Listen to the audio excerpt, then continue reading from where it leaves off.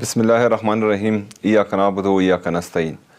زه نن د خپل د پېښور ورکر سره مخاطب یم چې څنګه تاسو ټولو ته پته ده چې انشاءالله د اتوار په ورځ حیات آباد سپورټس کمپلیکس فوټبال ګراوند کې د ورځې 12 بجې د پاکستان تحریک انصاف جلسه ده چې په کوم کې به د پاکستان تحریک انصاف صوبایي او مرکزي لیډرشپ هغه هم شرکت کوي.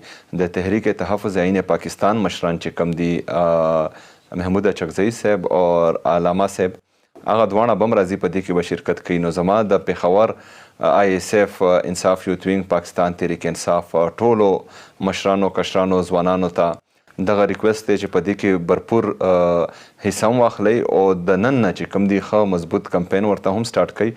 ټول چې څومره زموږ ځوانان دي هر یو کس دی 30 سیکنډ ویډیو جوړه کړي او سوشل میډیا ته دې ورکړي او خلکو ته دې دعوت ورکړي چې میکزیمم خلکو ته پته ولګي ځکه چې هغه خلک راځي د پاکستان تحریک انصاف جلسې ته د عمران خان دپاره خلک راځي خو دا پیغام رسول ډیر ضروري دی او ستاسو ټولو ذمهواري ده چې په دې کې خپل کلیدي کردار ادا کوي. انشاءالله تعالی د اتوار په ورځ په فوټبال ګراوند حیات آباد سپورټس کمپلیکس کې به په 12 بجې باندې موږ ټول د ستاسو سره ملاقات کوو. ټول ملګري پکې ضرور شرکت وکړئ.